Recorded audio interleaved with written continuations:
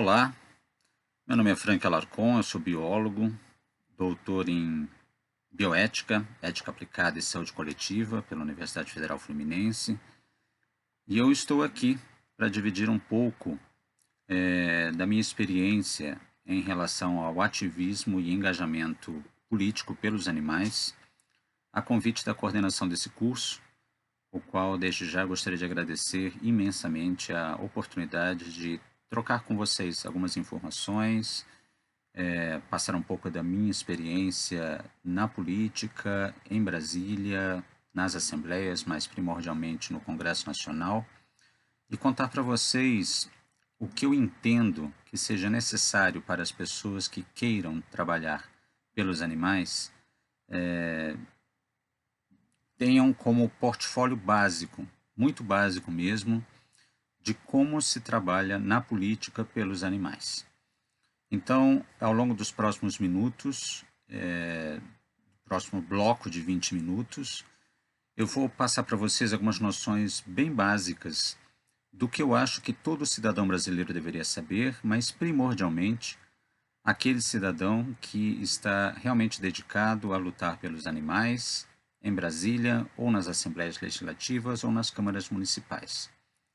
Dada a minha experiência com o ativismo animalista em Brasília, eu vou concentrar as informações a seguir no âmbito do Congresso Nacional. E quando eu falo Congresso Nacional, entenda-se Câmara dos Deputados e Senado Federal. Ok? Muito bem. Quando eu fui convidado para conversar com vocês, me foi pedido para que eu fale com vocês um pouco sobre o papel do engajamento político e ativismo pró-animal na defesa efetiva dos interesses dos animais explorados na pesquisa e no ensino. Essa solicitação me foi feita em função do meu background científico. Eu sou biólogo e trabalhei durante muitos anos em laboratórios com diversos tipos de procedimentos, sempre lutando contra a exploração animal, sempre lutando contra o uso de animais. Eu mesmo pude praticar ciência durante muito tempo sem me utilizar desse expediente e, como vocês já podem imaginar, criando problemas dentro desse ambiente. E eu percebi que lutar dentro da academia era insuficiente, não quero dizer não importante, era insuficiente para dar luz, para trazer à luz o que acontecia com os animais. Por um motivo muito simples. Quem está envolvido na academia, ligado à ciência, e testemunha a exploração que é praticada contra animais, acaba se vendo numa situação muito delicada de revelar o que acontece nos bastidores da experimentação científica que os envolve, que envolve os animais, que os instrumentaliza. Por motivos muito simples. As pessoas que participam disso, em geral, elas estão envolvidas em projetos de pesquisa, elas dependem de bolsas de órgãos de fomento, CNPq, CAPES, algumas vezes algumas fundações. Elas estão buscando trilhar uma trajetória acadêmica, científica, e para isso elas não podem criar dissabores com aquelas pessoas que as acolhem em seus laboratórios, portanto elas ou vêm e nada falam, ou participam e fica por isso mesmo. E naturalmente, para que essas pessoas consigam publicar seus artigos, viajar para congressos, participar de fóruns, serem conhecidos pela comunidade científica, elas acabam veladamente aceitando um contrato de confidencialidade. Elas não falam o que acontece lá dentro, elas não mencionam o que elas praticam, e os seus superiores, normalmente os chefes de departamento, os chefes de laboratório, coordenações científicas, fazem com que essa pessoa consiga trilhar o caminho científico propriamente dito, que muitas vezes se utiliza de animais como objetos de experimentação. Não foi meu caso. O meu caso foi justamente o de contestar isso, e como vocês já podem imaginar, isso tornou difícil a minha participação ou a minha continuidade dentro desse ambiente, até porque eu entendi que dentro da academia não era um ambiente propício para que a verdade sobre os animais fosse revelada. Então eu decidi sair da academia, ainda que eu tenha vínculos e eu tenha conhecimento e eu tenha contatos com muitas pessoas desse meio, e resolvi fazer um trabalho de evidenciamento, de exibição disso fora da academia, que, como vocês já puderam entender bem, não era o lugar mais propício. A política, o campo político, foi um dos campos pelos quais eu mais me interessei e que eu entendo que possa surtir algum efeito benéfico para os animais. Por um motivo muito simples. A política é um dos instrumentos que promove mudanças. Mudanças tanto para o bem como para o mal. Então, as pessoas que normalmente têm alguma ojeriza política, têm uma aversão ao político ou ao personagem político, não importa de que esfera, se do executivo, do legislativo, ou se investido de cargo dentro de uma dessas duas esferas, ela me parece estar um pouco dissociada, afastada da importância e relevância do que é a política para o nosso meio e para a nossa vida. É a política que define o preço do arroz que você come, é a política que define para onde você pode ir e não pode ir, é a política que define protocolos de segurança para a sua família, para aqueles que você ama, ou simplesmente para aqueles que você respeita ou deveria respeitar. E, naturalmente, é a política que define o que pode ser feito ou não com os animais em todos os ambientes que vocês puderem imaginar. Seja na seara alimentícia, farmacêutica, bélica, industrial de um modo geral, do entretenimento, e por aí vai. Então, eu já não estou contando nenhuma novidade para vocês, mas eu quero iniciar esta fala, já são 6 minutos aqui falando, dizendo para vocês que se vocês querem atuar na política, ainda que na forma de pessoas físicas ou vinculadas a entidades não governamentais, vocês precisam, antes de mais nada, ter conhecimento de alguns preceitos muito básicos, que infelizmente não são ensinados devidamente na escola. Nós saímos da escola sem saber exatamente o que é o imposto de renda, o que é o IPTU, IPVA, o que é a taxa Selic e assim por diante. Muito bem. Antes de mais nada, nós precisamos ter plena consciência de que nós vivemos em um regime presidencialista e o Estado, as casas legislativas, eles se estruturam dentro de um sistema bicameral. O que significa isso? Significa que toda lei que venha a ser proposta em uma dessas duas casas, ou na Câmara dos Deputados, ou no Senado Federal, ela precisa ser proposta, discutida, votada, arquivada, modificada, enfim, existem várias ações que podemos ter sobre um projeto de lei ou uma proposta legislativa. E depois que ela passa por todo esse rito de discussões e votações, ela migra para outra casa legislativa, aquela onde ela não foi originada. Nessa casa, ela passará novamente por um conjunto de ritos muito parecidos, se não semelhantes às da casa original, e passadas as discussões e votações na segunda casa, a casa onde a proposta legislativa não foi originária, ela vai para a sanção ou veto presidencial, ou, se ela for modificada no seu mérito, no seu bojo, no seu conteúdo, ela precisa retornar à casa de origem para então ser rediscutida e avaliada nas modificações que ela recebeu na casa subsequente à casa onde ela foi originada. Então vamos colocar isso em exemplos concretos. Digamos que eu seja um deputado federal, vamos nos ater aqui a Brasília, e eu faço uma proposta legislativa. Essa proposta legislativa, assim que ela sair do meu gabinete, com os seus artigos, com os seus incisos, com a sua proposta, toda proposta de lei, ela é constituída de um conjunto de artigos e, na sequência do que seria a efetiva proposta legislativa, segue-se uma justificativa, ou seja, um conjunto de orientações, de diretrizes e de fundamentos que irão subsidiar a defesa, a minha apresentação daquela proposta legislativa. Essa justificativa é livre, ela pode ser escrita de maneira muito extensa, de maneira sintética, apresentando referências ou não. Mas, normalmente, esse texto ele irá subsidiar os outros colegas parlamentares que irão avaliar essa proposta que saiu do meu gabinete.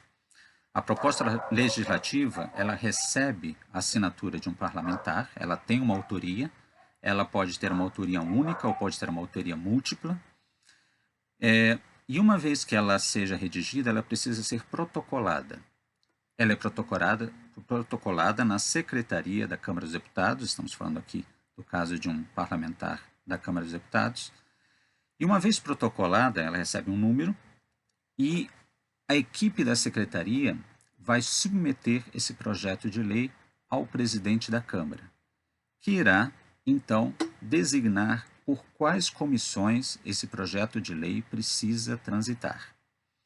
É preciso que se entenda que, no caso da Câmara dos Deputados, existem comissões internas à Casa, que são as comissões permanentes, as comissões temporárias, as comissões mistas e as comissões especiais. Sem a necessidade de entrar em muito detalhe em cada uma delas, o mais importante é que vocês entendam que as comissões permanentes, elas são responsáveis por avaliar as propostas legislativas no respectivo campo de atuação daquela comissão. Hoje, na Câmara dos Deputados, existem 25 comissões permanentes. Existe a Comissão do Meio Ambiente, a Comissão de Ciência e Tecnologia, de Seguridade Social, de Tributação e Finanças, de Direitos Humanos, Comissão de Esportes, de Educação e assim por diante. Imaginando que eu faça uma proposta legislativa que busque modificar a situação dos animais e, de alguma forma, se relacione também com a geração de impostos ou de ônus para o Estado, essa proposta legislativa ela irá ser designada para ser analisada em diversas comissões, mas uma delas, por exemplo, na Comissão de Tributação e Finanças, a CTF, que a gente costuma dizer, ou CFT, agora não me recordo se é Finanças, Tributação e Finanças, mas isso pouco importa. Como eu estou falando também de animais, e vamos supor que a minha proposta de alguma maneira se relacione com a fauna brasileira, com animais silvestres, então ela também será designada para ser avaliada pela Comissão de Meio Ambiente e Desenvolvimento Sustentável, a CEMADS, CMADS. E digamos que a presidência da Câmara designe essa proposta legislativa do meu gabinete para essas duas comissões e apenas elas, uma terceira comissão sempre fará parte desse trâmite, dessa trajetória de qualquer proposta legislativa. Essa comissão é a CCJC, Comissão de Constituição, Justiça e Cidadania. Essa comissão, que normalmente é a última comissão do rito de tramitação de uma proposta legislativa, é aquela que se responsabiliza por avaliar se aquela proposta é constitucional ou não. Ela não fará um julgamento do seu mérito, ela fará um julgamento de se essa proposta fere a Constituição ou não. Por um aspecto muito curioso e, na verdade, bastante contraproducente, a CCJC, a Comissão de Constituição e Justiça, é a última comissão do rito de tramitação das propostas legislativas, quando, na minha opinião, deveria ser a primeira. Porque se uma proposta ela é inconstitucional, ela não deveria ocupar todo o rito de tramitação que ocorre dentro da Câmara dos Deputados ou do Senado, se for o caso. No Senado também existem comissões permanentes, entre elas a Comissão de Constituição e Justiça. Isso quer dizer que se eu fizesse uma proposta estapafúrdia, se a CCJC fosse a primeira, ela seria eliminada e nós abriríamos espaço para que outras propostas fossem analisadas. Mas não é o caso e existem razões para que isso aconteça, não necessariamente razões muito lógicas, mas razões políticas. Muito bem, é preciso que se entenda que 80% das propostas legislativas elas são conclusivas nas comissões. O que significa isso? Que uma vez que uma proposta legislativa ela passe por todas as comissões a qual ela tem direito, a qual ela foi designada, e ela seja julgada, ela tem dois caminhos essencialmente. Ou ela é concluída e encerrada na comissão, ou ela migra para o plenário daquela casa legislativa. E migrando para o plenário, lá ela será novamente discutida e votada pelo pelo pleno contingente de parlamentares daquela casa. No caso da Câmara dos Deputados, estamos falando de 513 deputados. No caso do Senado, estamos falando de 81 senadores. Acontece que 80% das propostas legislativas elas são conclusivas na comissão, significa que elas muitas vezes não chegam ao plenário. E aqui cabe uma reflexão. É bom que uma proposta chegue ao plenário ou não? Depende. Depende exatamente de em que situação essa proposta legislativa coloca os animais. Vamos imaginar que nessa proposta legislativa fictícia, que tramita pela CEMADES e pela CFT, Comissão de Finanças e Tributação e Comissão de Meio Ambiente, finalmente ela passe pela Comissão de Constituição e Justiça, ela vá ao plenário. É importante entender que nas comissões é onde é feita a discussão técnica dessa proposta legislativa, onde podem ser chamadas audiências públicas para serem realizadas, audiências públicas que podem ser iniciativa do presidente da comissão, podem ser provocadas por qualquer parlamentar de dentro da comissão, que seja titular ou suplente da comissão, ou pelo próprio autor da comissão, ou ainda pelo relator da comissão. Todo projeto de lei, uma vez que ele chega numa comissão, ele é colocado na mesa do presidente, o presidente da comissão dirá, muito bem, eu escolho ou eu proponho, vou convidar o deputado federal A para ser o relator dessa proposta legislativa. Esse deputado A, aceitando ou não, irá fazer um estudo dessa proposta, irá elaborar um parecer, irá ler esse parecer quando ele estiver pronto, para que seus demais colegas discutam a pertinência ou não da sua análise. E, ao final, esse projeto será votado. Evidentemente, o relator ele tem aqui ampla liberdade para fazer uma série de ponderações sobre a proposta modificando-a, vetando-a ou aceitando-a. E os outros membros da comissão também. Eles podem opinar por modificar a proposta legislativa original, propor o seu arquivamento, convocar uma reunião com técnicos naquele campo do saber e assim por diante. As comissões da Câmara dos Deputados, elas têm uma quantidade de membros muito variada.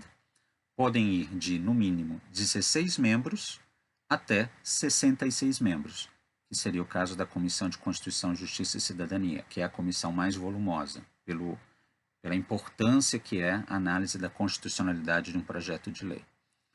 Muito bem, uma vez que o relator ele redige seu parecer, lê o seu parecer em comissão, apresenta o seu voto, que pode ser pelo arquivamento, pela rejeição, pela modificação, pela aprovação, abre-se a sessão de discussão e nesse momento é um dos momentos mais importantes para que o ativismo animal, na forma de pessoas físicas, de grupos organizados, de organizações não governamentais, de entidades representativas de classe, elas se manifestem e consigam, de alguma maneira, orientar os rumos dessa proposta legislativa.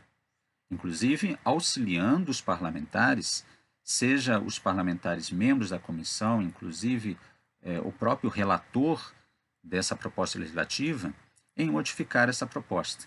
Porque muitas vezes um parlamentar ele elabora uma proposta legislativa simples, muito simples, mas ela acaba sendo modificada pelos diferentes colegas parlamentares e pelos interesses daqueles setores que eventualmente se sintam atingidos, positivamente ou negativamente, por aquela proposta.